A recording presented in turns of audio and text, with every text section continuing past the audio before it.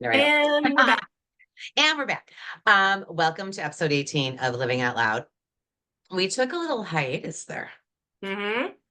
which is okay because it's Mm-hmm. summer and people are doing stuff I do. and Yep. they're living their lives. Mm-hmm. Um, you went away. How was I that? did.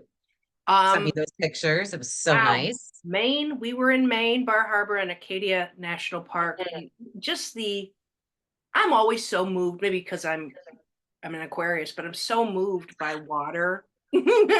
Yeah. I live by the water. I grew up by the water.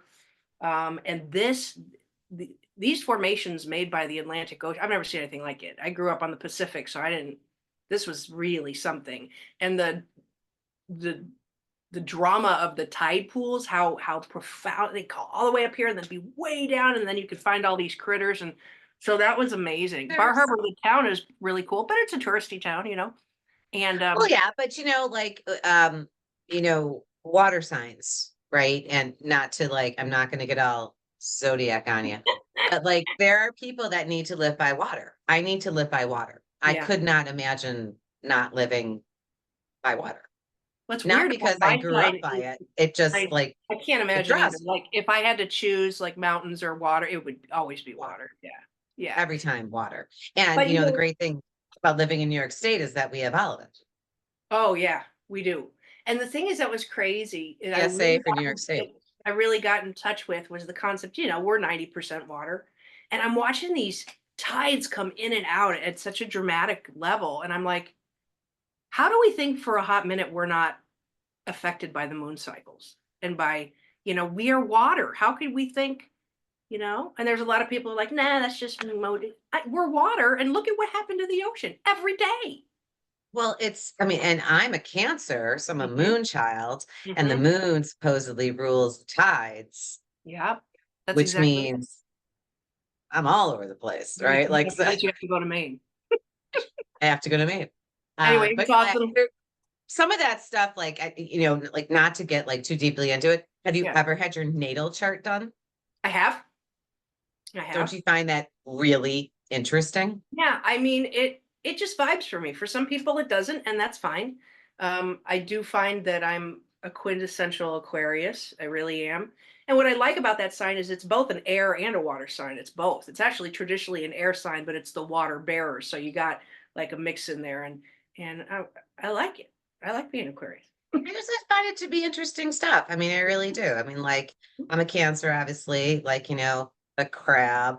Of course, the whole description of the crab is like, hard outer shell, Yeah. soft jelly, inner Mm-hmm. shell, so Mm-hmm. like I'm a bitch and also like a friggin' disaster. That's pretty much what it You know is. what? I thought of you today. I was seeing a client, and Oh, because really? you've made reference of that before, and she's like she was fighting with the fact that she's got that hard shell, and it's um and I was trying to relate to her, and I think and you'll relate to this is she goes, well, why am I such a mess inside? And I said, you haven't given that thing any air. It's got no skills. No, it has to be No. protected. Yes, right. Protected. You can't, it's like not letting your kids get, scraped knees. You got to get it out there. Just It's saying. a whole thing. I mean, it really is kind of interesting when you think about it. But no, when I see the description of a Cancer, dead on, Yeah. absolutely dead on. I mean, I couldn't be more of a contradiction, like if I was pieced together from the ground up that way. And people who know me really well know that. So here we are, episode Hmm. 18. Hmm. We are going to continue the conversation about navigating relationships, and you're really going to like lead this because I just basically talked about, personal stuff like before. But I want to talk about, okay, quickly from the news. Hold on, I'm distracted by my hats. Look, there's more Which hats over let here. the hats just There's let more the hats hats. be, I'm man. You literally do have distracted by quite my the hat. collection. Okay. Quite the collection. Okay. All right. Let's try So again. I read an article this week. Yeah. It was from CNBC from July 23rd. Okay. And this is going to make like a few people uncomfortable, but it's a good exercise. And it actually speaks to um the overreaching theme of what we're trying to do here, like this being called living out loud. And we Right. focused on abuse and we focused on all of like the after effects and all that stuff. But the driving force is living out loud, which is being yourself, like finding yourself, loving yourself, Yeah. all that stuff, Not right? apologizing for who you are. Yeah. Not apologizing for who you are. And I read an article on CNBC, and the title is Yeah. I'm Going to Die: Okay. How a Morbid Exercise Helps You Find a Happier, More Satisfying Life. I think I got the gist. Yeah. And this was actually about a woman who's a death doula. Yeah. Mm-hmm. And her name is Alua Arthur. And what she says is you need to stand in front of a mirror and look yourself in the face and say repeatedly, I'm going to die. Because you are. Yeah. Because a lot of people don't want to face their mortality because it scares them. Right. No one's getting out of here alive. We No. all know this.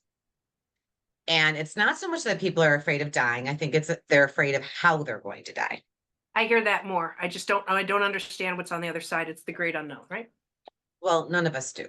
right? And so, but she's saying if you look at yourself in the mirror and you say, I'm going to die, saying those words out loud, the next thought you normally have is, so what do I want to stop doing? Yeah. And what do I want to start doing? Yeah. Because it's not scary. Like it's hard. It's not scary. It's going to happen. I mean, Yeah. dying is part of life. Hmm. Um, the thought that we won't be here anymore. Well, there's been scores of people who haven't been here before us. I mean, but like it's what you can do within that time that you have left. Now, you can do this exercise when you're 20, 30, 40, 50. Maybe you I should do put it every decade.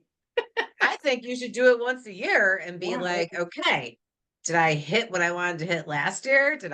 But it's about perspective and it's about looking at where your life is. And it's about saying to yourself, am I where I want to be?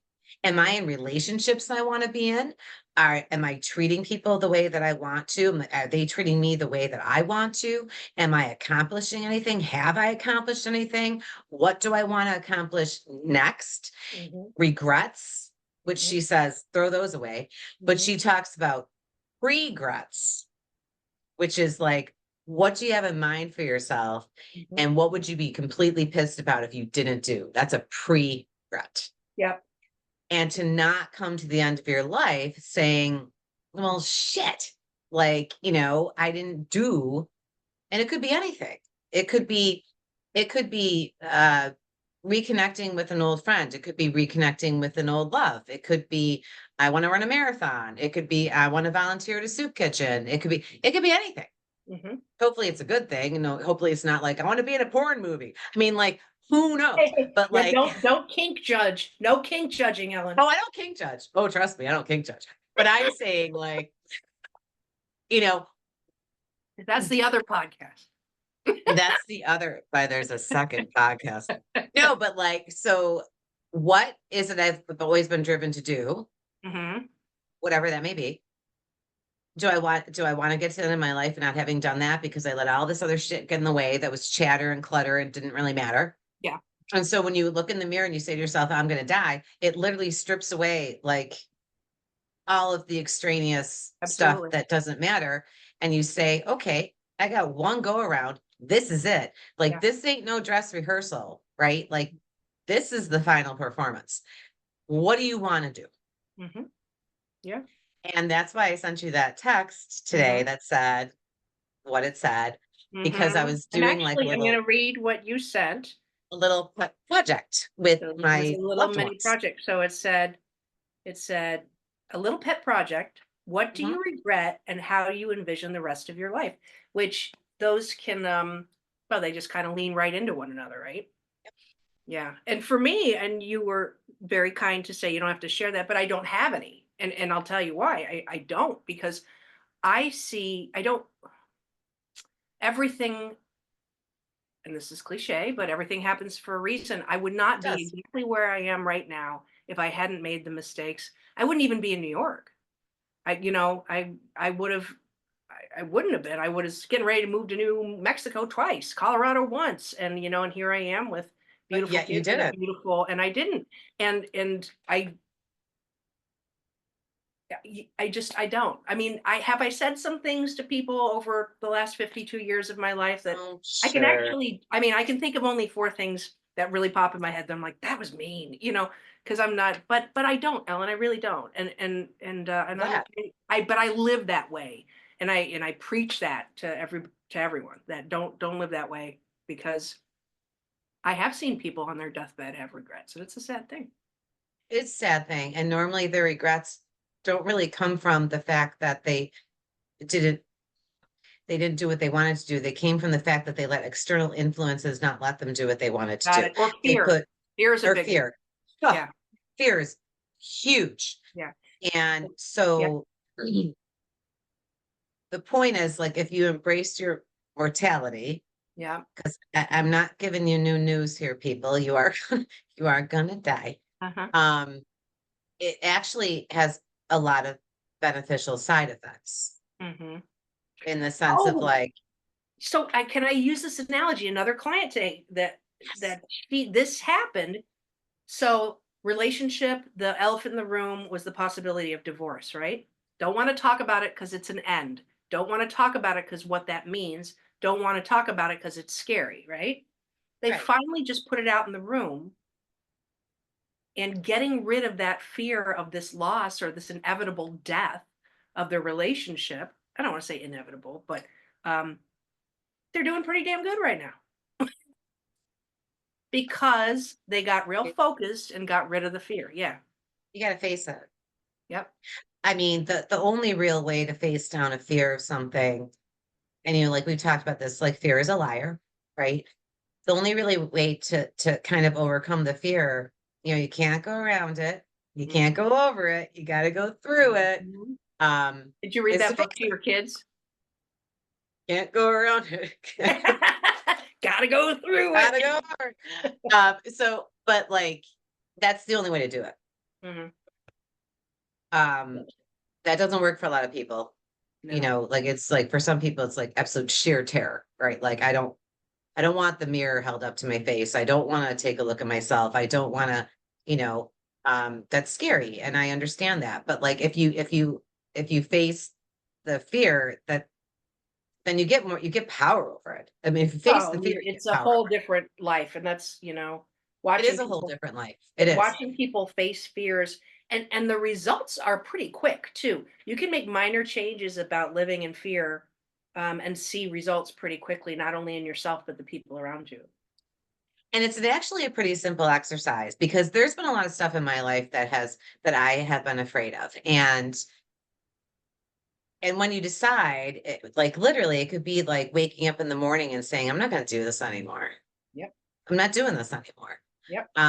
That's happened to me over the last 2 weeks. Like, I'm not doing this anymore. And like, so Mark Manson, who we've talked about, who wrote like the subtle art of not giving a fuck and, Hmm. everything's fucked up, a story about hope.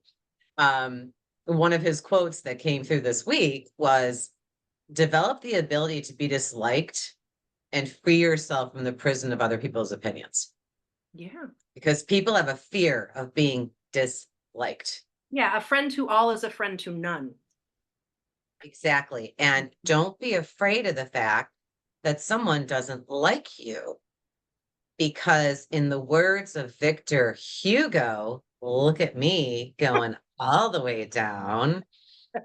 If you have enemies or if you have people that don't like you, that's good because that means at some point in your life you stood up for something Absolutely right. and someone didn't like it. Yep. So, in the sense of living out loud, 100% do not be afraid to be yourself. It took me 52 years to get here. Hmm. It took me 52 years to say to myself, if you don't like me, that's okay. Hmm. If you do like me, that's wonderful. I'm not going to shirk away from what I want to say because I have not lived this long to think that my opinions and my thoughts and my words don't matter Hmm. and Hmm. to put more importance on yours than mine, which Yeah. makes no sense. No. And I did that to myself and I'm not doing it anymore. Yeah. And I've actually exercised this pretty actively in the last 2 weeks. Good. And when you feel that, it's like a freedom.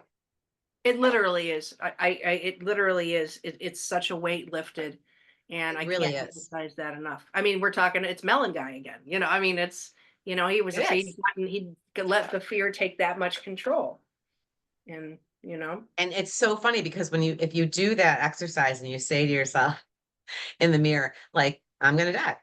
I'm going to die. Totally going to die. Could be tomorrow. Could be the next hour. I could be dead after this fucking podcast. It removes like so much trivial stuff that you thought was so important. And it lets you focus on the things that are really important. And of course, that's subjective. That's up to you. Sure. Of course, all of us who are parents be like, my kids, their future, like, want to be here for them, but like I said, I asked a bunch of my friends this, and male and female, and the responses came back. And it's so interesting to see the contrast and the comparison. And I made sure that I asked like our age group. Yeah. I don't think it has the same effect on someone who's 25. I don't think so, but that would be an interesting take too. I only have so much time in the day. Yeah. So like for me, it was a super interesting, and there were some people that I sent it to, and like, and you were in that group a little bit until now, who were like, I need a minute. Like, I need a minute. Like, I need to think about this. Yeah. And you know what? That's also a great exercise. So you got Ellen texting you at fucking 7:30 in the morning, asking you what your life regrets are, how you envision your life. And you're going all day going, shit. Now this is, thanks, Ellen. Thanks for that. Yeah, right. But it's a good exercise and we should do it more. We should do it more. And that's when you learn how to like cut people out of your, not cut. Yeah, cut people out of your life that are anchors and not, don't lift you up, right? And that could be because of their own stuff. Or cut activities out of your life that don't give you any joy, or cut, or bring things into your life and start doing new Well, stuff. are you familiar with the concept of the vessel in Kabbalah? No, but tell me. So if our spirit is our vessel, right? If we fill it up with crap, there's no room for the things we're manifesting that are the good things. So you have to empty all that crap so there's room for the real things, the good things to come in. You've got to give it space. And that means you've got to clear out the vessel so the good stuff has room. Well, you gotta jettison the bad stuff. To make way for the good stuff. And sometimes the universe takes care of that for you, or God, or whoever you subscribe to. All of a sudden you got this purge you weren't expecting. You're like, oh, I guess that means now. Yes. And like when people are like, oh my God, so-and-so broke up with me. Why? You know why? You needed some space. You needed some wiggle room for somebody to come into your life who is supposed to be there. And this person needed to exit because we're in like a one in, one out type of situation here. And like you were too full. So that person got removed from your life to make room for this person, this thing, whatever. It doesn't have to be a person. But like, yeah. And that's why people shouldn't.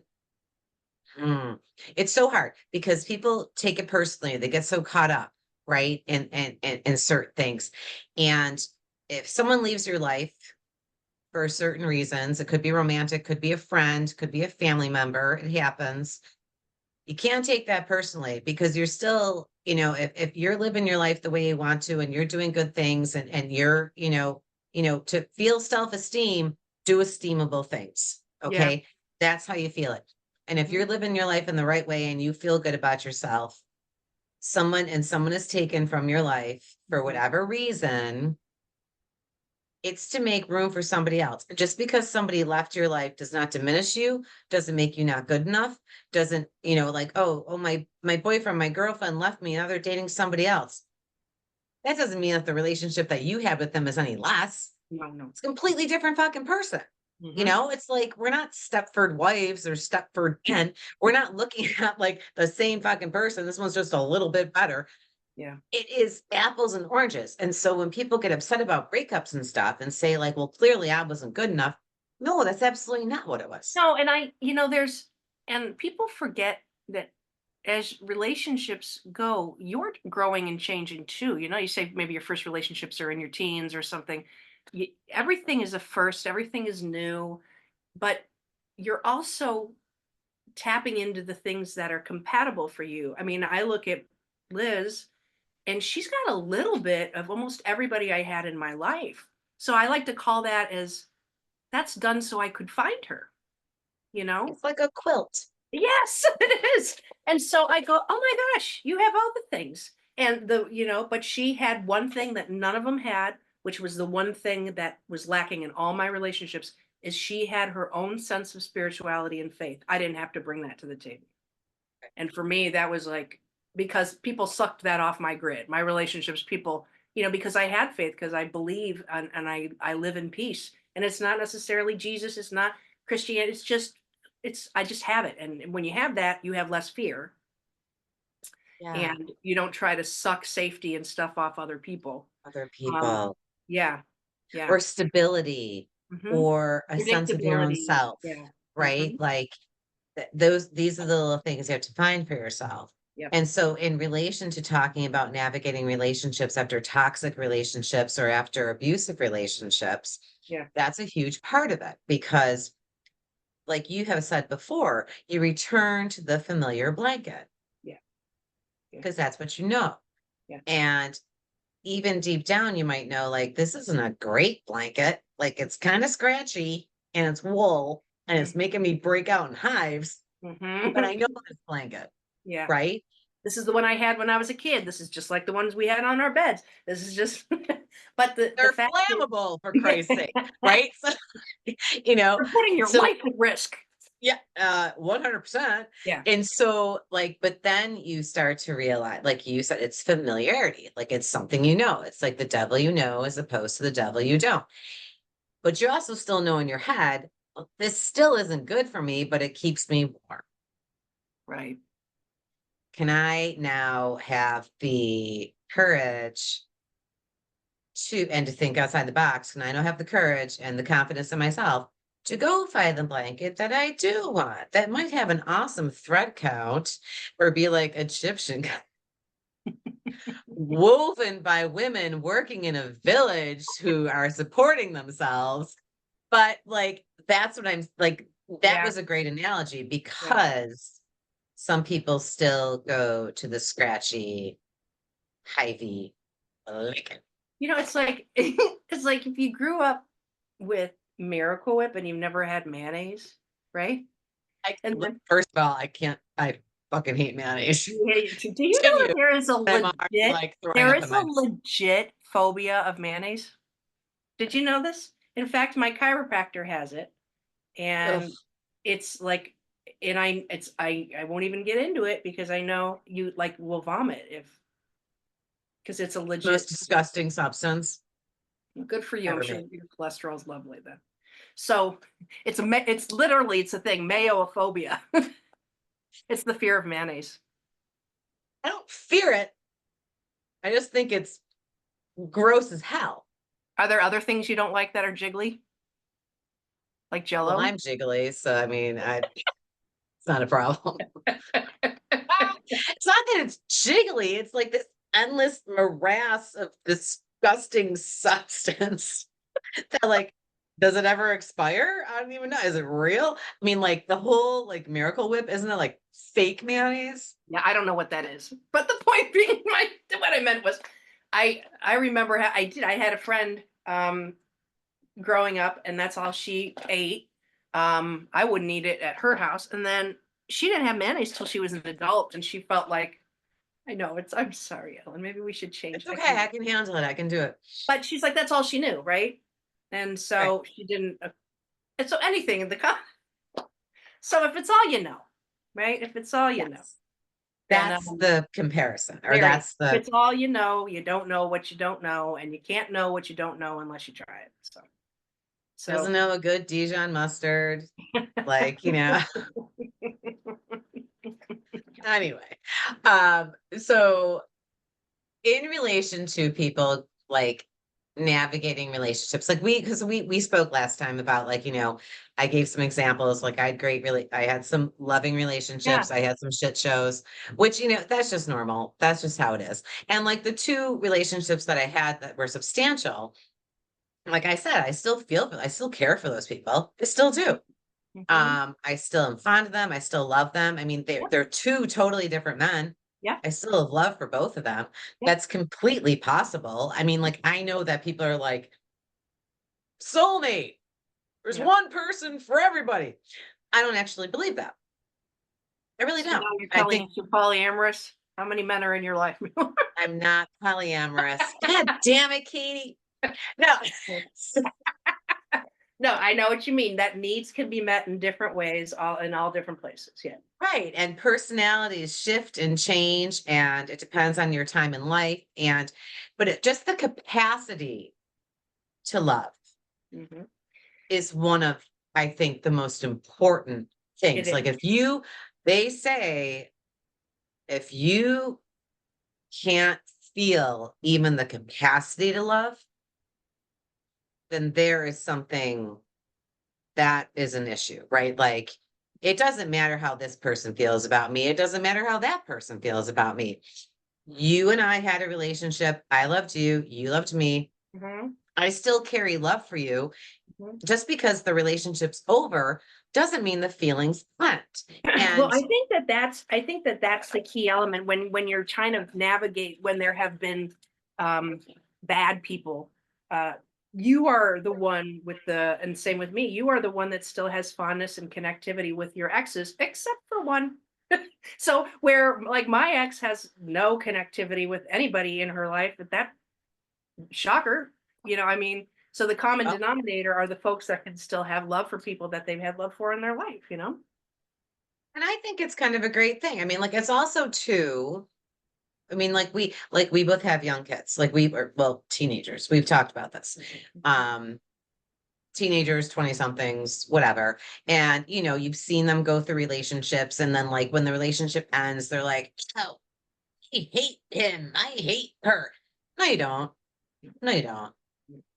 Right? It's your heart was broken, your heart was bruised, maybe it's ego. Mhm. Um, you don't hate them. It's okay to still have these positive, loving feelings for people and not have this established, labeled relationship anymore. Yes. It's just But it just wasn't the one to do it with. That's all. comes in time. And I think you can still love and care for someone throughout your life and not be their focal point and not be the Yes. person that they're, you know, Well, I going think the through going idea through life that with. people, and I think that we have a little bit of a one-track mind where Mm, I have great love for this person, therefore I should be in a relationship with them. Well, not necessarily, not necessarily. and I think especially with women, I have straight women friends that I would take a bullet for. I have gay women friends I would take a bullet for, but it doesn't doesn't have to go down that route, where it becomes that. Now, there's been people, and it's almost like it can be worked through. Like Yes. if someone if it's turning into a romantic thing, that is a natural progression, but it doesn't necessarily mean you have to fall into it. Move through it, watch it happen. If you get to the other side of it, and you're like, oh, there you are, then that's what it was meant to be. But people are so quick to jump into that romantic thing because of all the things, the attraction, all of that. Just hold for a minute. Just hold tight. And if you move through it, then you don't have to go through 7 years of A just move through nightmare. that part. No, and you know what? And that, okay, so that in regards to when you come out of a relationship that did not serve you Yep. um in any positive way and was abusive or toxic or whatever, Yep. you know, there's a we were saying, this would go in so many different directions. Sure. You can come out questioning your judgment. You Yep. can come out questioning every single solitary person around you and saying, I have no trust in anybody anymore. You're going to be the same that this guy was. You could be scared. You can completely run away from it for years on end and build walls and not open yourself up. You could dive right back in and then get, like I said, compound the hurt and the confusion and the trauma. There's no right answer. No. There's no right answer. But like what needs to be remembered is if you choose to go down this path and you choose to put yourself back out there again and you say like, okay, I'm ready, I'm ready, I'm ready. I'm gonna say right now, you're probably not ready. Mm-hmm. You should probably, like you said, hold. Yeah. Just hold. Mm-hmm. Um, like there's a I don't know if it's a Yiddish word or a Hebrew word, but it's beshert. And it Okay. is you cannot fuck up what's meant for you. Ah, I like that. So just that's my next tattoo, by the way. I got to even it out. Only a 5. I got to do 6. I'm a OCD about like even numbers. I need like Are you gonna do the Yiddish word, or are you gonna write the phrase? no. I'm gonna do the Yiddish word. Okay, cool. Yeah, takes up less real estate on the old fucking ankle. But like, you have to. Number one, you have to trust in yourself, Yeah. and we also have to recognize that like sometimes we do this us versus them type thing. We're like, well, I got hurt. I'm a mess. Maybe I'm not good enough. That person's completely secure. They're great. They're great. They're not having a problem. No, no. Everybody has emotions. Everyone has insecurities. Everybody has feelings. Everybody, like, I have read so many articles about the two sides, the misconceptions that women have about men or women, the misconceptions that men have about women or men. Like, and it is Yep. just being human. Yeah, it is. But if you are wounded or traumatized and working or PTSD or working through it, like you work with these people. Mm-hmm. If you feel just the slightest hesitation that, oh, if I go on this date and this guy doesn't call me back, it's gonna kill me, don't go on Do date. that. Yeah. Yeah. Don't go on the date because you're gonna go down a goddamn hole and for some reason you're gonna think that you're not attractive or you're not funny or you're not smart or you're not this. And this is what people who come out of these relationships do to themselves. They spend Mm-hmm. time being the most negative voice in their life Mm-hmm. when it's their own voice. Yeah, what I say to a lot of people when they're doing that, um, if somebody was standing over you and talking to you like that all day, how do you think you'd feel? You Because kick that's him what's in the happening. face. Yeah, I because mean, that's what's like, happening all seriously, day long. It's in wouldn't your you? yeah. I've actually had this thought, like when I'm in some of my low moments, because like everybody has them. Mm-hmm. And I'll be like, oh God, Ellen, Jesus, um, get your shit together. Come on, sister. You're better than this. And then I think to myself, if somebody walked up to me, seriously, on the Okay. street and said to me, you know what? You're the most unattractive, least intelligent, right? You're the most unattractive, least intelligent, heaviest, out of shape, gross, unkind person I've ever seen. I'd be like, why don't you go fuck yourself? And and the horse you rode in on, who the hell are you? Who the hell That do would you be think my you are? response. Yeah. So why would I do that to myself? Mm-hmm. Mm-hmm. Or if a friend came to you and said, I'm feeling horrible, I'm feeling so low, I feel ugly, I feel fat, I feel not liked, what's your response? What the hell are you talking about? You're goddamn gorgeous. You're the best person I know. I love you. Why would you say that? Mm-hmm. So why would you say it to yourself? Yeah. Yep. It's because there's a voice in your head that came from somebody else Yes. and you got to purge it. You got to purge it. And the And it's fact hard. is, when It's hard. and every time you try, when you're in a dysfunctional relationship, every time you try to stand up tall and raise your head, you're knocked down because they can't have you standing tall and raise your head, even though, like when we talked to Leah, that's who she was.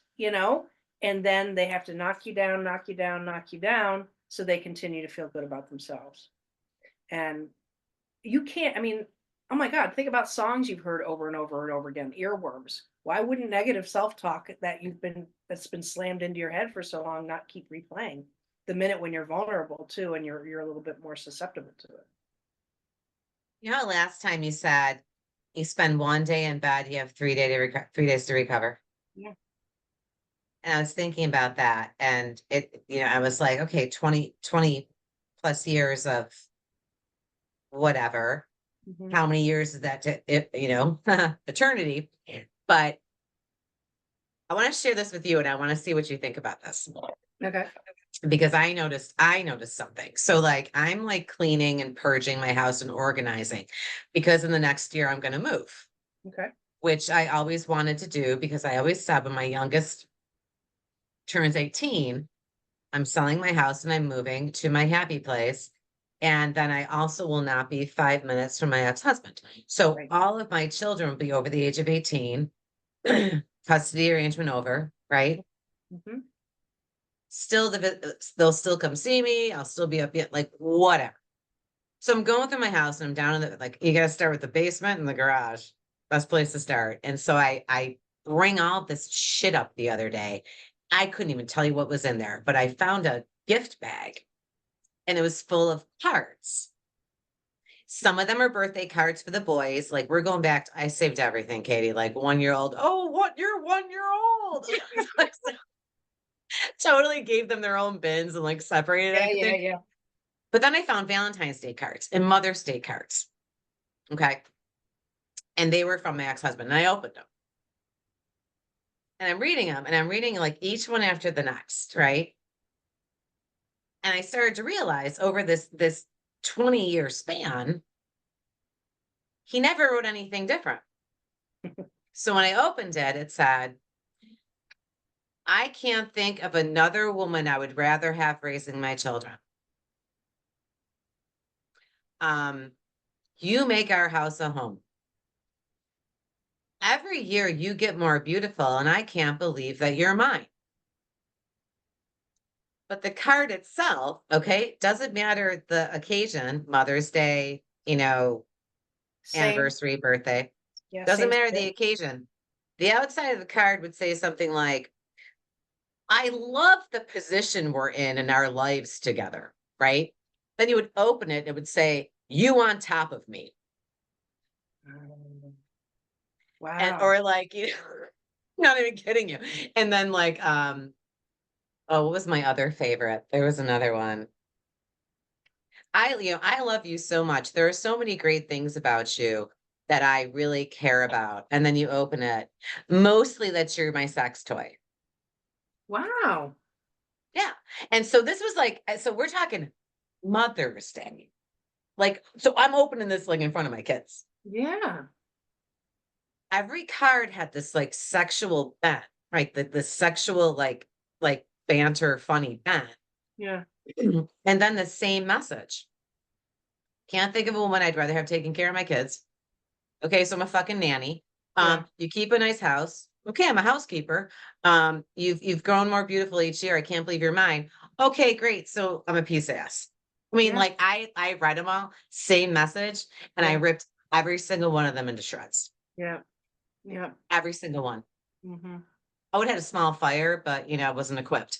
So like I find that super interesting because back then I looked at him like, oh, this is so nice. I got a card. Hmm. And then I read them now and I was like, wow, man, like, I got reduced to just like Completely objectified. Yeah. performing services, Yeah. Yeah. and like, but that's all apparently, I mean, to be fair, that's the only way he knows how to express himself. Well, that's why he's not a multifaceted person.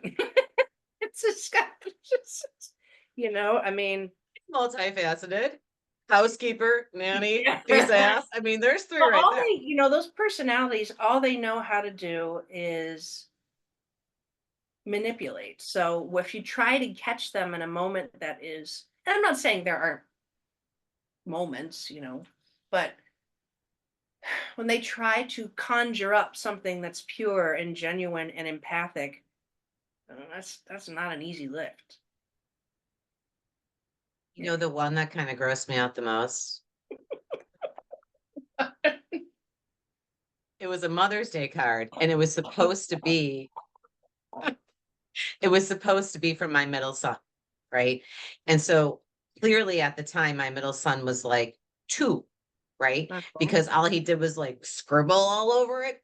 Yeah. And but then my ex-husband wrote like a message pretending to be from my 2-year-old. And Okay. it said, Mommy, I love you so much. You know, you're such a great mommy. And then it said, P.S. I would like to start breastfeeding again. Wow. Do you find that fucked up? Yeah. I find that a little fucked up. Yeah. Because Yeah. even though I didn't want to rip that one up because my middle son's little scribbles were in there, I was Mhm. like, I got other scribbles. I can keep those scribbles. I'm like, so I got rid of that Yeah. one. Just gave me an ick factor. And I, and this is like the damage. This is the mentality, right? Like this this is the constant cycle over and over that people get subjected to, Mhm. that when they leave these relationships, like we were saying, the scratchy blanket that's giving you hives, Mhm. you're thinking, okay, is this how it's supposed to be? Because that's what I did. So is now this, Mhm. that's not, Mhm. No, that's and not it. the Have I flummoxed you? no, I just said that's the PJ? kind of personalities too where, they're encouraging their sons to get laid and shit like that. And and it's like I'm gonna high Oh five no, you. You know. absolutely not. Oh Absolutely no. not. Don't you guys dare. Don't you guys dare. Ah, You don't do that. Blah, blah, blah. Girls are sluts. You keep away from these interesting. aggressive girls. Girls are so aggressive these days. Yeah. Oh yeah. Oh. Mm, But yet there's the contradiction, right? Like mhm. no son of mine is gonna go and have, like he told my youngest he's not allowed to date. I'm like, the kid's 17 years old. You tell Yeah. him he can't date, he's gonna do it behind your back.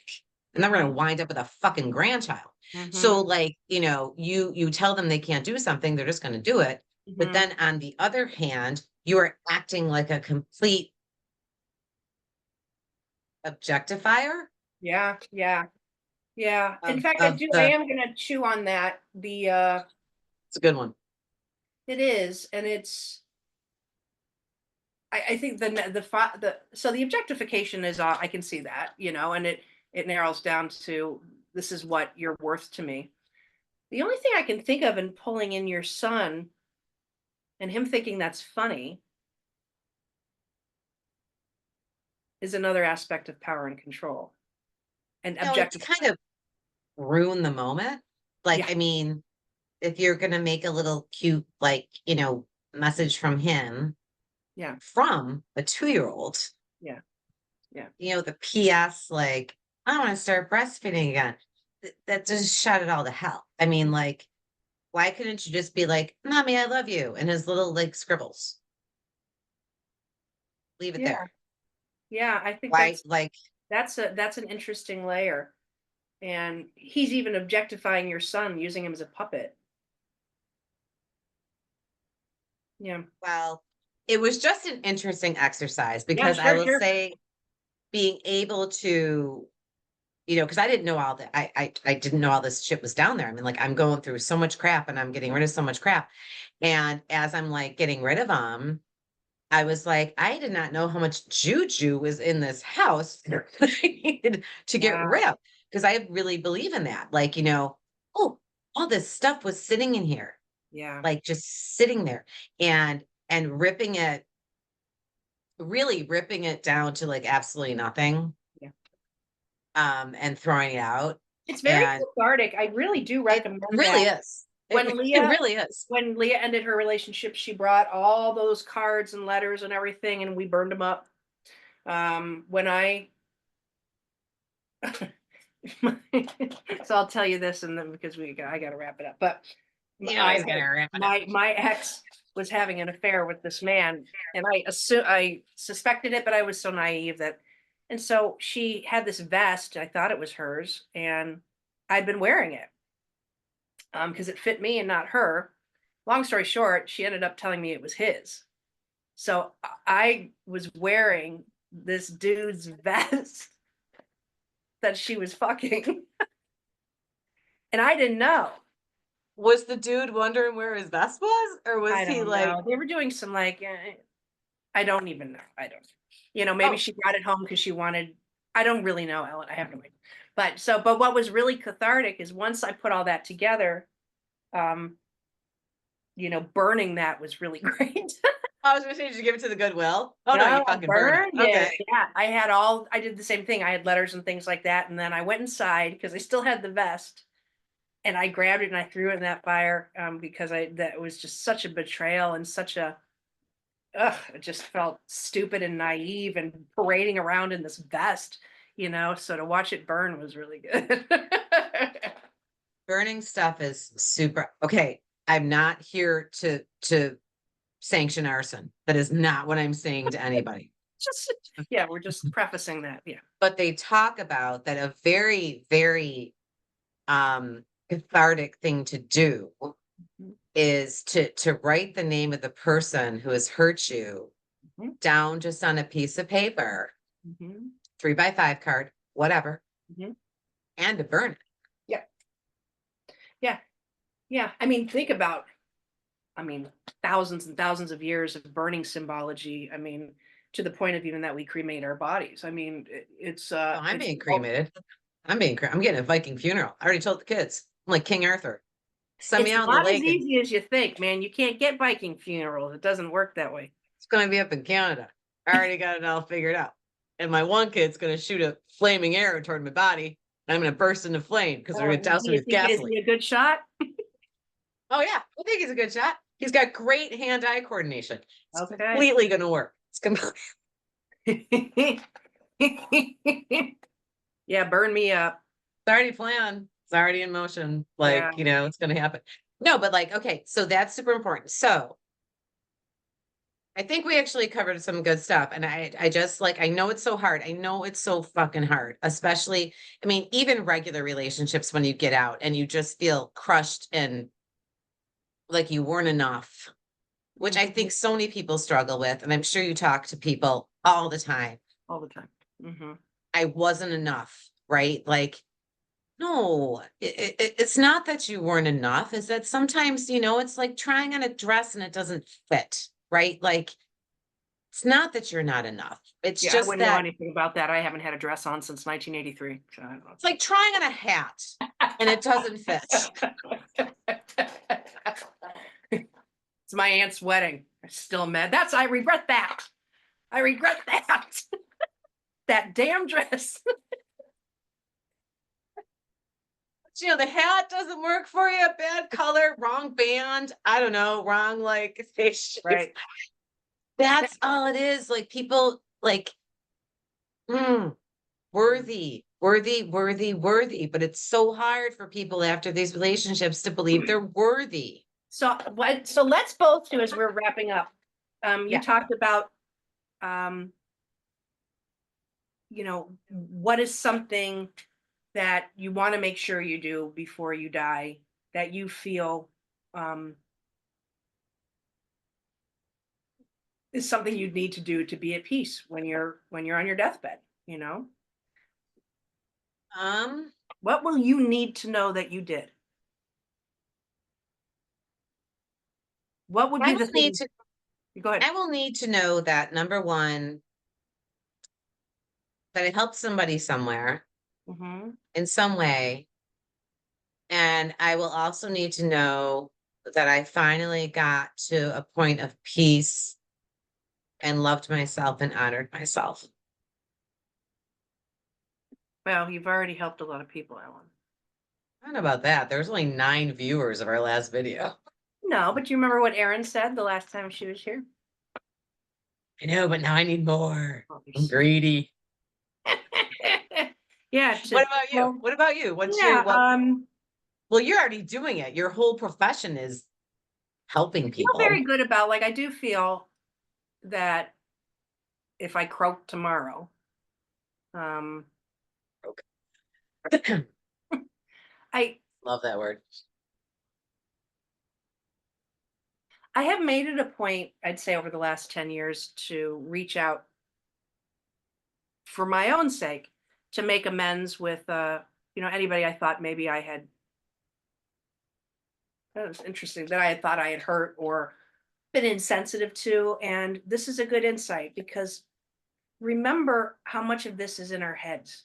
Remember, we're the ones with the memories. I reached out to these people thinking I had been such an arrogant son of a bitch and I had hurt feelings. And the things that came back that they remember of me are nothing like how I perceived that I was. And One thing sticks in your head. yeah, and so I do recommend that in the sense of don't be afraid to reach out because other people's perspectives of this kind of warped version of what you might or might not have been is rarely accurate. It's rarely what you think it is because you're going down your own rabbit hole. Yeah. And another thing too that I think is important, and that's something else that, like I said, I've been actively practicing over the last 2 weeks. No fear. Yep. Reach out to someone and say, hey, you know what? I was an asshole. Or hey, by the way, don't Yep. know if I told you lately. Probably not. I love you. I don't Hmm. care if nothing happens. Fucking love you. Think you're great. Fond of you. Who doesn't like to hear that? Right. And the Who other doesn't thing like is to hear this that? whole concept, and here's you want to eliminate imposter syndrome completely, which so many Mm, people have. mm. The root of that comes from what the motivation is behind what you're doing. So if your motivation behind what you're doing is not genuine, it's out of fear, it's with ill intent, um, Right. Right. then you feel you're an imposter. The only time you alleviate that feeling is if you're doing something out of unconditional regard and there's no audience. It's not for anybody else. And Nobody's watching, right? Like that's what you say about integrity, yeah, doing it's the the right thing to thing when do. no one's paying Nobody's watching. attention. Yeah. And that's the There same. it's Who gives a fear. shit? If Don't you're do telling things. Yeah. someone, I love you, I care about you, I think about you, you're someone that I'll always regard positively, but there's no agenda behind it. A lot of Yes. people don't trust that, number one, which is No. unfortunate in this Yeah. world. But Mhm. if you're evolved enough and mature enough to be like, hey man, I'm just telling you I love you. Yeah. I Yeah. don't need I anything. I love don't that. want So, anything. I love the shit out of my friends. I'm happy to make it weird. I'm just like, come here, Weird as shit. and it, I mean, like, I'm the one who sent out a text to so many people this morning, like, what do you regret? yeah, How do you envision your, yeah, you know, yeah, because I want to know. because you want to know. And you know what? That's the difference. And if people think that people don't feel it, I mean, so one of the reasons, I mean, when that's a whole other topic, but if you're being disingenuous to yourself, you're being disingenuous. One of the reasons I got out of the whole music scene is I couldn't handle the disingenuine, and I'm not saying everybody was like this, but they'd get off the stage and be like, "Oh, thanks for coming," and da da da, and be like, "Oh, it's so nice to meet you," that, and I'm like, I can't do that, and I don't want to be around that. And I understand it's a face you put on because you got to deal with a whole bunch of people, but I don't ever want to be that, and I don't want to have to get to a place where I have to do that to survive. Right. Um, Even some of the artists that I respect the most and are incredibly genuine, um, when they're doing something more intimate or something, you meet them in person and they've got that persona, Right. and nobody Right. wants nobody wants to No, be you that. just, Nobody wants to you, see that. Yeah. the disingenuous phrases, right? Like Yeah. everybody knows them. Like, it's great to hear from you. It's always great to hear from you. Oh, thank you so much. Like that everyone knows the disingenuous phrases. Mhm. But you know what? That's on the other person. It's not on you. It's Like, not. And you can mm, use and it's not it's so odd too because it's not even the phrases, it's the intent behind. I know I preach this all the time, but intention behind what your words are so important. I could speak a whole foreign language, but if my intention is pure and genuine, you'll feel it. yeah, and I'm just not, like I said, like the last 2 weeks, I'm not into, I don't want to live, I just want to be honest. You want to live out loud and you want to live in your genuine self. Yes. And I'm gonna say what I'm gonna say. And what point is there in not Well, being you honest can and live saying what you want to say? unhappy and unsettled for long periods of time, or you can have one uncomfortable moment and everybody's fine. And then you die anyway. And then you die anyway. So we're all gonna die. Not to be a fucking downer, but like, every ending's another beginning. Sorry, Well, Ellen, folks. you Yes, matter and Kimberly. I love you. And Love I you think too. you're amazing, and I love your drive and your passion and Am I crazy? screw, yeah, well, screw anybody that tries to shake that out of you. Don't ever let them do it again. Not happening. Good. And I love your message and I love how supportive you are. And I love the fact that you're a fucking genius and you're on the podcast. Okay. I can This be a was a genius banger, my friends. This was a banger. This was a good one. Now go stand in the mirror and tell yourself you're gonna die. Okay. Gonna die. Make the Bye. most of what's left. All right. Bye. I love you. Bye. Love you too.